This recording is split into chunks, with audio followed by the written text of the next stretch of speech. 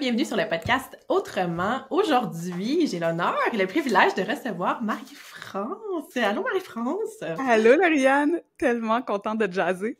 Oui, moi aussi, je suis très heureuse de jaser avec toi aujourd'hui. Donc, on va jaser aujourd'hui de stress, gestion du stress. Comment est-ce qu'on peut améliorer cette gestion du stress-là? Donc, on va jaser de tout ça, mais avant qu'on rentre dans le vif du sujet, est-ce que tu veux juste nous dire un petit mot sur toi? Oui, je vais faire ça bref, le plus possible.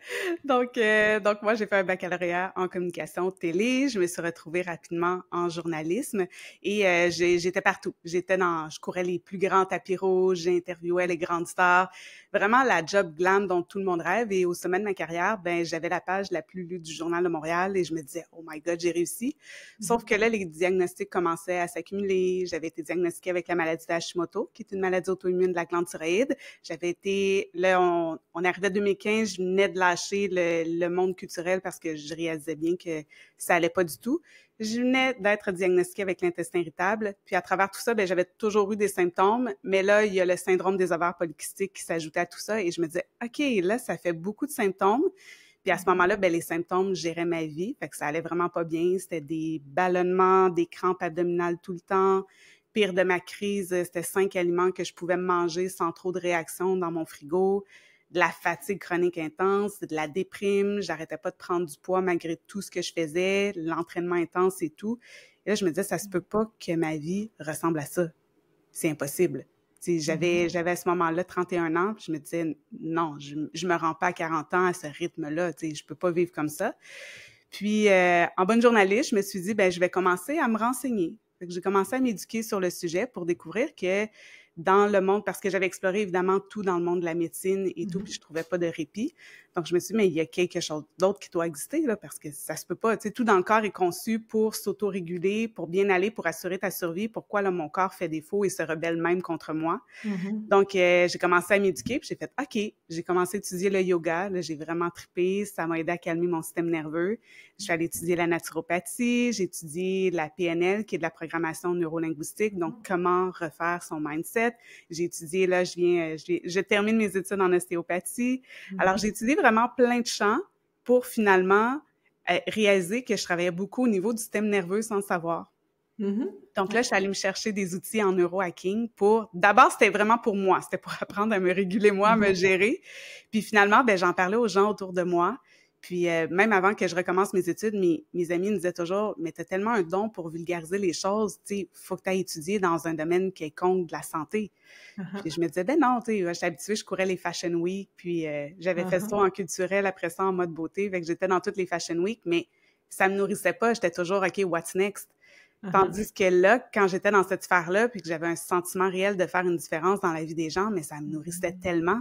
Parce que là, mes amis autour de moi me disaient « Hey, j'ai essayé ton truc, puis ça va tellement mieux. » Alors, je me suis dit « OK, là, je tiens quelque chose. » Puis évidemment, en faisant mes études, ben là, mes amis sont devenus mes cobayes, puis je voyais des réelles transformations. Puis je voyais une transformation sur moi aussi. Donc là, je me suis mise à en parler sur mes réseaux, puis tranquillement, ben la pandémie est arrivée. Je me suis retrouvée à enseigner du yoga sur le Facebook de Canal Vie. Alors, c'est là que j'ai vraiment réalisé que, OK, tu sais, mon travail, je peux être une lumière pour les gens, puis les aider à trouver le calme dans tout ce qu'elles vivent, là, finalement, autour. Donc, tout ça tranquillement. Puis là, ben, au fil de mes études, j'ai lancé ma plateforme, le studio Namasté Cocolaté, puis j'ai commencé à lancer des programmes pour aider les femmes parce que je me disais, justement, un peu comme toi, tu sais, du one-on-one, c'est le fun, mais tu as une limite au nombre de gens que tu peux aider parce qu'il y a une limite de nombre d'heures. Puis ayant déjà frôlé le burn-out, puis ma carrière m'avait coûté ma santé, j'avais pas envie de repartir une nouvelle carrière en santé et que ça me coûte encore ma santé. Donc, je voulais faire les choses différemment. Puis, ben, je me suis retrouvée finalement à donner des programmes en ligne puis à aider des formules de groupe parce qu'il y a l'effet de groupe aussi qui vient élever, puis la co-régulation, on parle pas beaucoup de la co-régulation, mais d'avoir des gens autour de nous qui nous aident à nous réguler, ben ça aide beaucoup là, l'aspect communauté. Alors voilà, un petit résumé de mon grand parcours. Ton grand parcours, oui! Ton grand parcours! Oui, ben, puis super, puis en fait, c'est ça, tu sais, moi, je voulais t'amener vers, justement, tout ce que tu as un peu parlé, la gestion stress, le neurohacking, puis tout ça. Puis, tu sais, moi, j'ai découvert tout ça grâce à toi. On va se le dire. Grâce à toi, tes services, tes programmes, puis tout ça. Puis quand j'ai commencé, justement, à faire tes programmes, j'étais là, oh mon Dieu, c'est tellement des choses dont il faut parler. Parce que, tu sais, moi, tu me donnais des trucs comme ça, juste au début, là, juste dans ton événement, ton petit événement de 3 jours, le premier événement, j'étais comme, mais mon Dieu, que je savais pas ça avant, puis que ça pourrait faire tellement une différence dans ma vie. Et c'est ça, j'avais envie qu'on jase de ça. Fait oui. Est-ce que tu peux me dire un petit peu, tu sais, parce que la gestion du stress, c'est large, il y a plein de façons de gérer notre stress, on va se le dire. Oui. Fait que toi, dans le fond, dans ton approche, tu vas beaucoup prôner tout ce qui est, plein de choses, en fait, là. Mm-hmm. Tu me parles un petit peu de qu'est-ce qu'on peut utiliser, concrètement, mettons, si on veut gérer notre stress. Oui, je prends d'abord surtout... Oui, il y a tellement de choses. Puis c'est ça, on peut prendre tellement d'avenues. Oui. Moi, j'ai comme 2 plans vraiment. Tu sais, je travaille beaucoup au niveau de la régulation du système nerveux, mais aussi beaucoup au niveau du mouvement conscient. Oui. Parce que, évidemment, le système nerveux, c'est la commande de ton corps. Ton corps informe ton cerveau à travers le système nerveux, puis ton cerveau informe ton corps aussi à travers le système nerveux. Donc, c'est un tout. Fait que d'essayer de juste travailler l'un sans l'autre, ça se fait pas vraiment. Puis de travailler les deux, d'être beaucoup... d'abord, je pense qu'en tant que femme, on a vraiment beaucoup oublié notre nature cyclique. On a tendance à aborder le 9 à 5 comme... Tu sais, le 9 à 5 a vraiment été créé par les hommes et pour les hommes. Eux autres, avec leur testostérone, belle énergie stable, ça va bien. Bon, je dis pas qu'ils peuvent pas avoir de débalancement hormonaux aussi, mais quand même, c'est une énergie qui est beaucoup plus stable, tandis que la femme, de par notre cycle menstruel, il y a toutes sortes de fluctuations. Puis à chaque phase de son cycle, justement, tu sais, en phase ovulatoire, tu es à ton sommet, tu peux te permettre des entraînements plus intenses. Mais quand tu arrives dans ta dernière phase folliculaire avant tes règles, là, la progestérone encourage la dégradation des protéines. Donc, si tu es en train d'aller faire ton spinning et qu'en plus, tu es en stress chronique, qu'est-ce que ça fait? Tu fais juste vider ton corps encore plus de ses ressources. Il y a des risques de blessures, tu récupères moins bien, donc ça devient une espèce de cercle vicieux. Alors, toujours, d'être dans le mouvement conscient de c'est quoi ton énergie aujourd'hui, où tu en es dans ton cycle, pour pouvoir justement adapter ton entraînement à tout ça. Et tu sais, je suis très fan de yoga et de pilates. Je trouve que parce que ce sont 2 formes qui combinent vraiment le souffle et le mouvement. Donc, on est dans le corps, on n'est pas vraiment dans notre... Tu sais, quand on fait une séance de vinyasa, par exemple, t'as pas le temps d'être dans ta tête, là. T'enchaînes les mouvements, t'enchaînes la respiration, t'es comme, OK, attends, j'ai même perdu le rythme de ma respiration à un moment donné. C'est la même chose, le pilates, t'es dans ton corps, t'es dans l'alignement. Moi, je l'enseigne aussi de façon assez classique là, avec cette pilates. Fait que t'es vraiment dans ton alignement, dans ton corps, de comprendre, c'est l'expiration, OK, j'expire en faisant des mouvements de flexion, j'inspire en faisant des mouvements d'extension, puis après, je peux jouer là-dedans. Fait que ça, c'est la première chose. Je dis toujours aux femmes, regardez votre entraînement. Si vous êtes en stress chronique, le stress dans le tapis, c'est le temps d'aller marcher. Même si c'est pas sexy, des fois, qu'on se dit, c'est pas sexy, aller marcher, là, je vais aller me défoncer en spinning, puis je vais être en forme. Tu vas être beaucoup plus en forme si tu vas marcher, parce que tu vas réguler ton système nerveux. Alors, ça, mes clientes résistent beaucoup au début. Ils sont comme quoi, on va faire... Excuse-moi, mais oui, c'est un peu contre-intuitif. Puis tu sais, c'est un peu, encore une fois, j'étais un peu à la même place, dans le sens où au début, moi, j'étais beaucoup justement dans le jugement par rapport à ça, de me dire, là, aller prendre une marche, tu sais, c'est pas suffisant. Je vais aller courir à la place, tu sais, alors que j'avais vraiment pas l'énergie dans mon corps. Puis des fois que j'ai fait ça, que je me suis dit, parce que ça arrive souvent, mais récemment, je l'ai refait parce que, des fois, on retombe un petit peu. Je me suis dit, hey, là, non, commande, là, va courir. Puis je me suis retrouvée avec une migraine, tu sais, comme mon corps était comme, no way, là, tu peux pas me faire ça en ce moment. C'est ça. Voilà. On apprend. Oui, puis on le comprend pas tant qu'on l'a pas vécu parce qu'on est dans la machine, puis à un moment donné, il y a le cocktail d'hormones qui quand même nous tient, là, les hormones du stress et tout. À un moment donné, quand le corps vient dans l'épuisement, là, tu réalises que, OK, si je suis super stressée puis que je m'en vais justement courir, quand mon corps, il voulait aller marcher, le corps fait comme, attends, qu'est-ce que t'as pas compris? Je vais t'arrêter. Vraiment. Je vais te coucher dans le noir. Là, tu n'auras pas le choix de rien faire puis me donner mon temps à moi pour récupérer. Fait que, mes clientes, je les mets souvent sur le yin, le restauratif au début, puis elles résistent beaucoup à ça et je leur dis beaucoup, ce à quoi tu résistes le plus, c'est ce dont tu as le plus besoin en ce moment. Là, elles sont comme, OK, puis finalement, elles essaient, puis elles sont comme, OK, aïe, j'ai retrouvé mon niveau d'énergie, ça va mieux, j'ai arrêté d'avoir des douleurs un petit peu bizarres un peu partout. Fait que juste ça, déjà, c'est une première pour réguler ton système nerveux, de ne pas venir surtaxer ton corps. Puis l'autre chose, mais au niveau de la régulation du système nerveux, on est beaucoup dans l'observation parce que quand on est en stress chronique, bien évidemment, le système digestif va pas bien, le reste du corps va pas bien, cortisol élevé à long terme, bien c'est au lieu d'avoir des propriétés anti-inflammatoires comme il en a habituellement, là, ça devient inflammatoire dans le corps. Fait que l'idée, c'est qu'on veut venir calmer le système nerveux le plus possible. Puis ça passe justement par aller prendre une marche tout simplement le matin, puis être tellement dans le... Plus on implique les sens, en fait. Parce qu'on est tellement déconnecté de notre corps, on est toujours dans notre tête. C'est comme, OK, j'ai ça à faire, puis notre tête nous pousse à pas écouter notre corps, justement, parce que comme go, go, go, on est dans la performance. Donc, juste d'aller marcher, d'être dans l'essence de qu'est-ce que je vois, qu'est-ce que j'entends, qu'est-ce que je sens, c'est quoi les odeurs? Là, on est en automne, c'est les feuilles au sol, il y a une odeur particulière à ça. Qu'est-ce que je goûte dans ma bouche? Peut-être que tu te promènes avec ton petit matcha latte le matin. Alors, d'être, c'est quoi les pas que je fais, quels muscles j'active et tout. Juste d'être ça dans la conscience du corps, c'est une forme de méditation. Oui. Ça, on a tellement tendance à l'oublier. Avec des petits trucs comme ça, de respirer aussi tous les moments de la journée parce qu'on est à une heure où on respire pas. Moi, je vous dis, 90% de ma clientèle en ostéopathie ne respire pas. J'arrive, puis là, je fais des manipulations, on dirait que la personne n'a pas respiré depuis le début de la séance. Là, c'est des grosses tensions, évidemment, au niveau du diaphragme, mais des grosses tensions aussi au niveau de la nuque, au niveau des épaules. Puis là, je leur dis, OK, on va prendre des grandes respirations. Puis juste le fait d'avoir respiré, souvent, elles partent, puis elles sont comme, oh mon Dieu, je me sens tellement détendue. Je dis, on a respiré tout au long de la... Oui, il y a le toucher, évidemment, puis il y a les manipulations et tout, mais surtout, c'est que tu as pris le temps de respirer. Puis d'allonger l'expiration. Aussitôt qu'on allonge l'expiration, il y a une activation plus parasympathique. Puis parasympathique, ça, c'est notre système de repos, de digestion, de calme. Mais on passe la majeure partie de nos journées dans le sympathique, que ça, c'est notre mode de lutte, de fuite, de combat. Mais on devrait passer, en fait, la majeure partie de nos journées en parasympathique. Alors, tous les petits moments dans la journée... oui, c'est pas le cas. Ouais. C'est l'inverse aujourd'hui. Ouais. Puis, ben c'est ça, c'est qu'à un moment donné, le corps n'a pas le temps de... Tu sais, il peut se réparer. S'il est en mode survie, il est en train juste d'envoyer, tu sais, de privilégier finalement tes muscles pour pouvoir lutter, fuir ton cœur, tes poumons, mais le reste du système digestif, ben il y a un petit peu moins d'apport vasculaire qui se fait, il y a moins de bonne digestion parce qu'il y a moins de sécrétion d'acidité gastrique. Fait qu'il y a toute une spirale, puis si ton système digestif va moins bien, ben le reste de ton corps aussi va moins bien.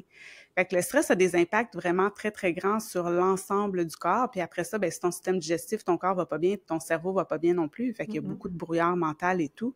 Mais de voir qu'à travers des petites actions comme ça, on peut déjà commencer à réguler notre système nerveux. La respiration, la cohérence cardiaque, t'inspires en 5 temps, t'expires en 5 temps pendant 5 minutes. Ça aussi, ça permet tellement de calmer une réponse de stress assez rapidement. Alors 5 minutes, tu sais, on peut faire ça partout. Tout le temps, là. On peut faire ça n'importe quand, en 2 rencontres, quand on se déplace, quand on, tu sais, essayer de trouver peut-être un moment où ça...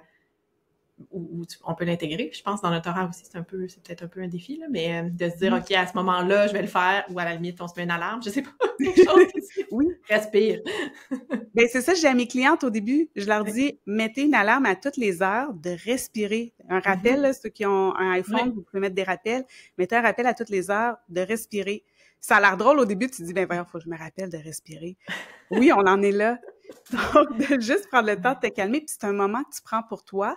Puis ton corps, moi, j'aime ça bâtir des rituels, des routines avec mes clientes parce que c'est ça qui... Le cerveau aime la familiarité.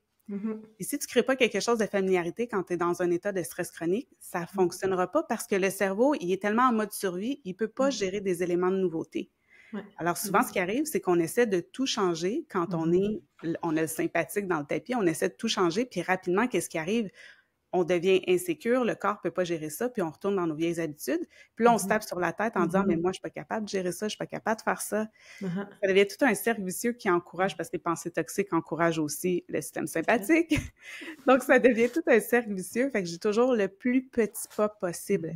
Les 4 P, plus petit pas possible que tu peux faire au quotidien. Si c'est 5 minutes dans toute ta journée, c'est 5 minutes, puis c'est parfait.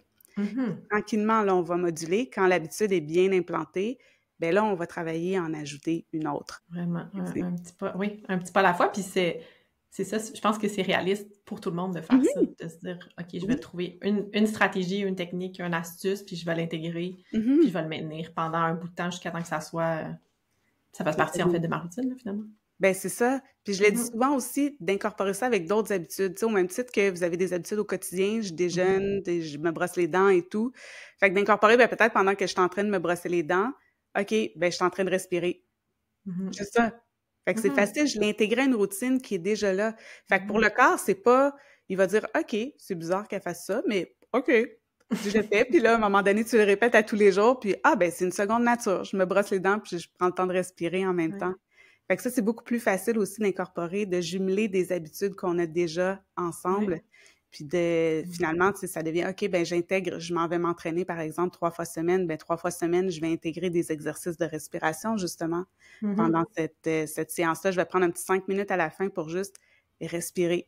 mhm. Tout ça, ça fait une différence. Fait qu'on les intègre, ces outils-là, puis on voit qu'ils fonctionnent. Fait que quand ils sont intégrés déjà dans une routine, après ça, quand dans la journée, je suis dérégulée parce que, je sais pas, j'ai un client difficile ou quoi que ce soit, ah ben attends, j'ai un outil. C'est vrai, respirer, Mhm. ça me fait du bien.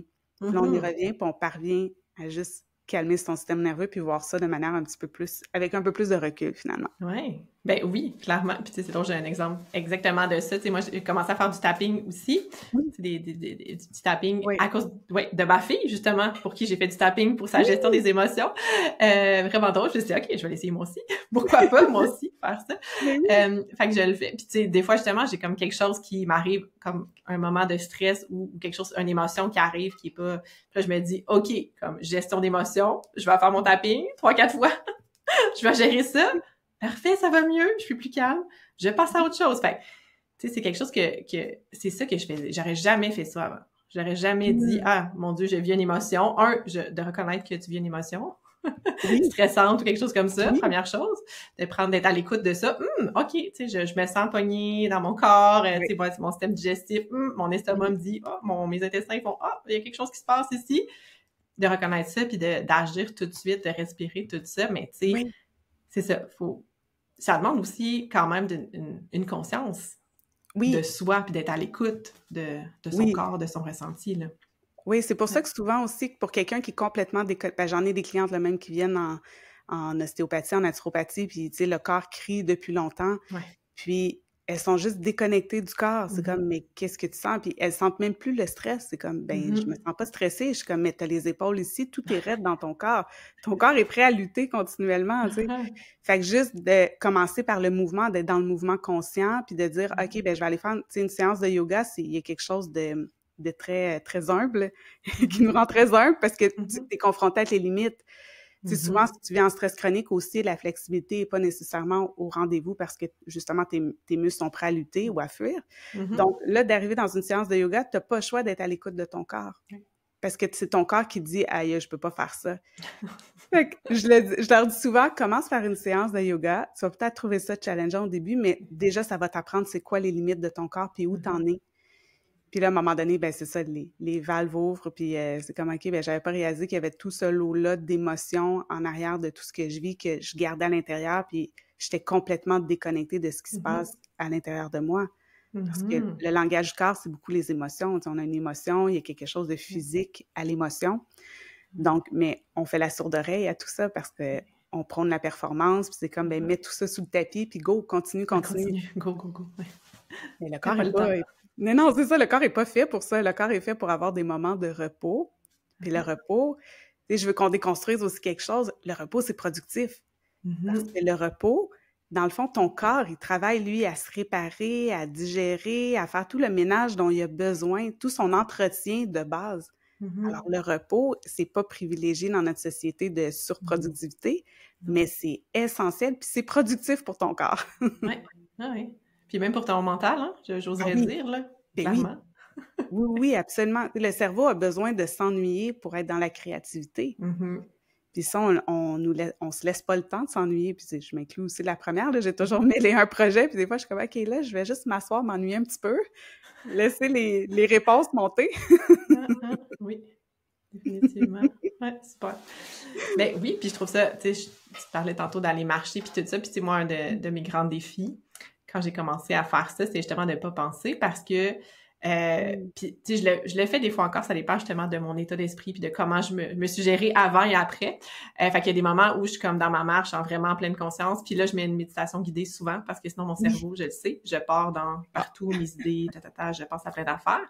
Il y a des fois, je le fais encore, puis tu sais, justement, ça va bien, puis je me sens déjà zen, fait que là, je vais me permettre de faire ça, mais quand je me dis, OK, j'ai vraiment besoin de me recentrer ici, moi, je me mets une méditation guidée en marchant, parce que sinon, justement, mon cerveau, il part de partout. Puis tu vois, ça, c'était quelque chose que je valorisais avant aussi, tu sais, dans le sens de dire, hey, moi, je vais prendre ma marche, puis là, j'ai toutes mes idées qui viennent, puis là, je note toutes mes idées, puis après ça, pouf, je suis prête pour faire mes affaires. Fait que oui, j'ai cette capacité-là, mais il y a des moments où ça me nuit plus que d'autres choses d'avoir cette capacité-là d'être productive quand je fais, je m'épingle les cheveux, j'enregistre mes notes pour mon podcast, ce genre d'affaires-là, tu sais, je peux faire ça facilement, mais il y a des fois où c'est productif, mais en même temps, c'est comme contre-productif pour le reste de ma journée. Parce que là, je suis comme brûlée, tu sais, j'ai pas pris le temps le matin de prendre le temps, de prendre soin, de me calmer. Fait que je pars ma journée, oui, j'ai mes 3-4 idées, là, enregistrées dans mon téléphone, mais je suis de même, tu sais. T'es wired. C'est pas super pour le reste de ma journée, tu sais. Fait que c'est de voir un peu, des fois, la balance de ça aussi, tu sais. Fait que, oui, c'est ça, c'est de balancer puis de dire aussi que, ben c'est ça, la vie arrive, il y a des matins où le cerveau, il a besoin. Puis des fois aussi, c'est un signe, si le cerveau est beaucoup dans justement la productivité, ben peut-être qu'il manque dans ma journée de moments où je fais rien. Ça peut être un signe aussi que le cerveau, il a un petit peu une surcharge puis que là, il y en a un petit peu trop. Fait que de se dire, OK, ben dans ce moment-là, je vais me permettre, justement, je suis en train de faire mes cheveux, je prends mes notes, je vais marcher, je prends mes notes, mais après ça, je vais me permettre un autre moment dans la journée où là, je prends ce moment-là juste pour moi, pour décompresser puis faire le vide. Puis en fait, c'est très difficile de faire le vide mental. Il faut donner un objet parce que le mental, son rôle, c'est de penser. Fait que c'est de donner un objet d'attention à ton corps. Fait que quand on est dans les sens, on est en train de penser, on est en train de penser à nos sens et tout, mais au moins, on est dans quelque chose de concret dans l'immédiat puis dans le corps plutôt que juste d'être dans la tête. Oui. Super, super intéressant. Puis, tu parlais et tu parles de neurohacking. Moi, ça me fascinait. Est-ce que tu peux nous dire qu'est-ce que c'est, en gros, on s'entend, là? Ça rentre dans les détails, puis comment est-ce qu'on intègre ça? Qu'est-ce qu'on peut faire? Oui, ben le neurohacking, dans le fond, c'est une branche une sous-branche du biohacking. Le biohacking, c'est parti de l'idée de hacker ta biologie pour, tu sais, on le voit dans les manipulations génétiques, par exemple, ça, c'est une forme de biohacking. Nous, on fait ça à une autre échelle, évidemment. En tant que naturopathe, on est plus dans, OK, comment est-ce qu'on peut optimiser ce qu'on a déjà? Et le neurohacking découle de tout ça. Fait que c'est des trucs vraiment tout simples pour venir réguler le système nerveux, puis bypasser un petit peu, parce qu'on a beau dire à notre cerveau, à notre corps, « Hey, je veux que tu te calmes. » Mais le cerveau est comme, « OK, ben ça veut dire quoi, me calmer? » Comment je fais ça? Comment je fais ça, me calmer? Fait qu'il y a des trucs tellement tout simples de juste venir rassurer le système nerveux. Donc, ça peut passer, par exemple, de venir s'autoréguler, comme il y a un exercice que je donne au studio, c'est qu'on vient mettre les mains sur les 2 pouces ensemble sur le sternum. On fait comme des ailes de papillon, puis on vient taper en alternance sur notre poitrine. On peut le faire sur nos épaules aussi.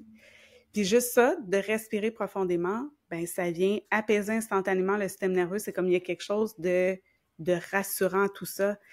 Ça peut passer aussi chez les gens qui font de l'anxiété, des couvertures lourdes, des couvertures lestées. Ça vient apaiser aussi parce qu'il y a quelque chose, tu viens envelopper le corps. Fait que c'est tous des petits trucs comme ça. On n'y pense pas, mais notre montre qui nous dit « Hey, va marcher, va faire tes pas ». Ça aussi, tu sais, c'est une forme de biohacking puis de neurohacking, de dire « OK, ben je vais aller marcher ». Ça me dit « OK, ben va faire ta petite méditation, va faire ta pleine conscience ». Fait que dans le fond, c'est d'utiliser des moyens pour venir un petit peu bypasser, leurrer, si on veut, gentiment notre système nerveux pour lui dire « Ben écoute, tout va bien ». Parce que souvent, c'est ça, c'est que nos pensées, on a des pensées récurrentes au quotidien, puis ces pensées-là supportent souvent pas notre système nerveux. Puis t'as beau essayer de changer les pensées, ben là, ça prend tout un travail justement avec entre autres la PNL et tout. Ça prend vraiment un travail au niveau du mindset, puis de la thérapie aussi. Mais là, nous, on passe en arrière de ça. C'est comme de dire, je vais aller calmer le corps directement à la source, le système nerveux, pour là qu'après, ben comme t'es calme, le cerveau, il fait comme, « Hey, attends, le corps est calme. OK, il n'y a pas de lion. Il n'y en a pas de danger. Et là, le mental va commencer à se calmer. Fait que de commencer souvent par le corps, de bypasser un petit peu, ben là, c'est là qu'on vient calmer, on vient neuro-hacker finalement notre système nerveux. Fait que c'est aussi simple que ça. Puis après, ben il y a plein de gadgets qui se vendent sur le marché pour activer le nerf vague et tout. Mais moi, je préfère toujours activer le nerf vague, qui est ton nerf parasympathique, ben se gargariser, fredonner, la bouche fermée, juste faire le home, la bouche fermée. Juste ça, des vibrations, ça vient activer le nerf vague. Fait qu'après, tu as plein de gadgets, mais moi, j'aime toujours dire, avant de dépenser dans des gadgets, va vers toutes des façons naturelles qui existent, que, tu sais, le yoga utilisait le neurohacking avant que ça s'appelle du neurohacking. Ouais. Donc, d'utiliser ces outils-là à la base pour venir un petit peu hacker ton système nerveux puis dire « Hey, tout va bien », de créer un sentiment de sécurité dans le corps, finalement. Puis quand le corps est en sécurité, ben là, la tête se met aussi à être en sécurité puis arrête de vouloir chercher des lions partout, là.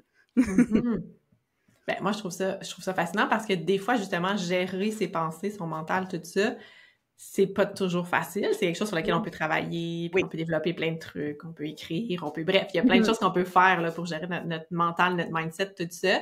Mais reste que ça m'apparaît plus difficile de faire ça comme première étape, plus compliquée, que justement avoir des manœuvres de se toucher le corps. Tu sais, t'avais parlé aussi de... Moi, j'avais mis là, celui sur les yeux, là, de mettre comme un peu de poids sur les yeux avec nos paumes de main. Tu vois, ce genre d'affaires-là, moi, j'ai fait ça, je l'ai fait une couple de fois avec des respirations profondes puis tout ça. Puis j'étais comme, tu sais, c'est hyper simple, là.